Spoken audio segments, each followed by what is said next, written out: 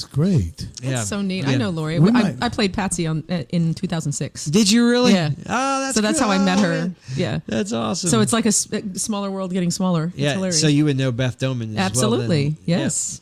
Yep. The whole crew over there.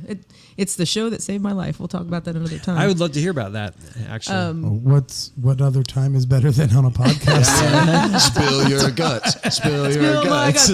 So I was in a tumultuous relationship for about 14, 15 years, and it was a musician partnership with this guy, and it was ugly and gross, and it got grosser and grosser, and I got the job at Patsy to be Patsy.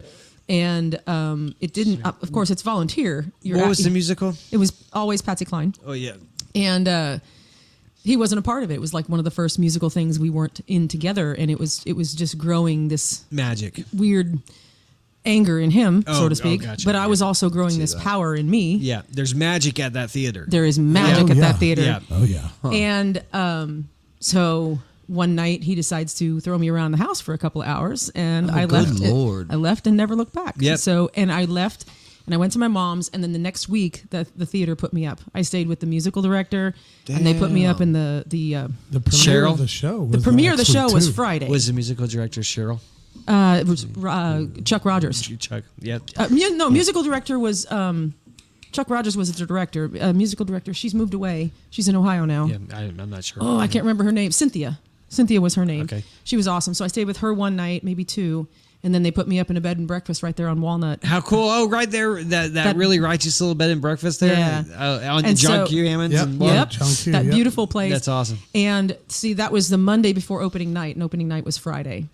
And then Friday, I get a note backstage. This is an interesting story, I guess, for everyone to hear. But, Friday night, I get a note backstage from Annie Carlin, who's since passed, but she used to do the marketing at the theater. And it was a note with a key in it. You're welcome to stay in my basement as long as you need to. Oh, my gosh. And I'm getting misty-eyed thinking about it. And it was just like, wow, holy shit. So here it was, a rainy Friday night. I had my parents with me, and my stepmom was there too. And we just moved me into this basement of this lady I didn't even know. That's fantastic. Somewhere in Nixon. And you did the run of musicals at the same time. Yeah. And I bet that saved you. It absolutely saved my life. Because that community of that is just so important. They assigned bodyguards to her. She had bodyguards the whole time. The next Thursday. The next Thursday, this asshole decides to come to the back of the theater, and first of all, he's been harassing me with texts and wanting to know where I'm at, and saying he saw me here and saw me there, and this, that, and the other thing. Yeah. And there was suddenly 2 shotgun holes in the back of the theater door.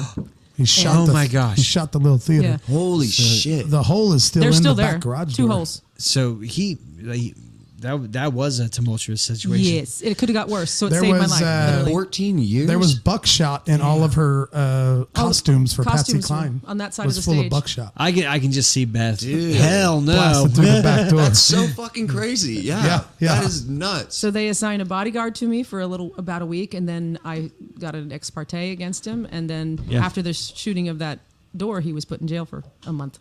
So, which is a month that you needed. Yeah, I'm sure. And I got some of my stuff out of the house and whatever I could take to Annie's basement. I bet that experience made you grow a lot. Absolutely. And it's also, it also kind of teaches you what you shouldn't put up with in your life.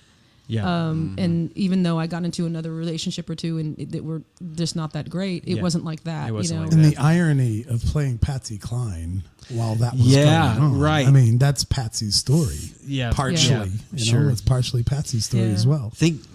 I was playing Elvis songs during a breakup, and Elvis had a lot of breakup songs. Right? And I'm like, these songs take on a whole new meaning. Oh, hell yeah, they do. Oh, yeah, they do. That's right. My brother and I have had that great debate, not a debate, but like when you're kind of hanging out and you're partying or whatever, and you create lists, kind of like that movie High Fidelity. You remember that movie High Fidelity? Oh, great movie, John Cusack. Yeah, where they would do lists like, hey, what's your top 10 funeral songs or your top 10 whatever. Oh, it's kind of interesting to listen to breakup songs that are like you're really, really sad you broke up, and breakup songs where you're really happy that you broke up, because there's two totally different ones. Very different ones. Two sides of the coin there. Yeah. Mine changes from day to day anyway. There's one that always gets played whenever we go up and see his brother, and it's "Since You've Been Gone, I can't breathe for the first time." That's one of the happy. So moving on. Pink comes up again. Yeah. You're such a Pink fan. It's No, that's- That's Kelly Clarkson. You got it wrong again. Worst. Guys, I'm not even drunk this time. I'm keeping an eye on your eyes. That's right. We got you. That's what gives you away. Oh, it's so gosh. funny.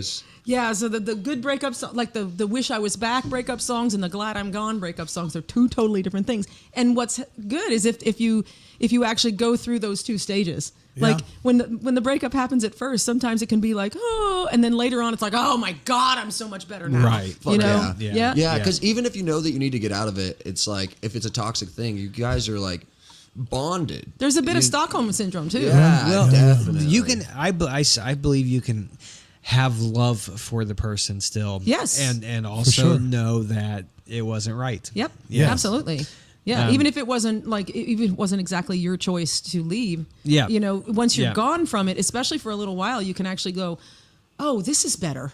This is better. We're that both better clarity. now. You know. Yeah. It takes time to get there, but Yeah. you start to see it. It's like okay, It and does take it's time. it's a relief once you start to get there. Yes. It's like, oh, okay. And it's a shame. I can live life. I can still live life. You know, with you know, it's funny how life flows. Yes. Yeah. You know. Yes. Yeah. And it's a shame really that as human beings we can't break up better. I know. Right. You know, I that they always have to be so It bad. always has to be so tumultuous. And it's like, and what's interesting is even on a bad breakup, you can maybe be friends a year or two later. I'm and, guilty and too. completely agree with each other. Like we were terrible for each other. Right. Yeah. Yeah. It's like, so why didn't you break up that way? Right. Yeah, right. Why didn't you get just so break in up the like, oh, we're weeds. terrible for Oh each wow, other? that was really fucking crazy, wasn't Yeah. it? Right. Why did we do that? You get gotta- desperate when you fall in love. It's got to Like, get so ugly Yeah. before it flows into something better. I don't know. That's weird. I don't know. Maybe it's weird. a communication There's got to be breakdown. something behind that. Yeah, yeah. It is a communication breakdown. It's emotion. Yeah. At play. Yeah. We've become incredibly terrible at communicating, We have. just yes. in general as a species. I prefer not to. I just prefer energy. I want to read energies. Which You're a is good conversation. Is if you're open to energies. yeah. If you're open to energies, like Yeah. some people don't get it or they don't want to feel the energies. Yeah. And so they don't feel that.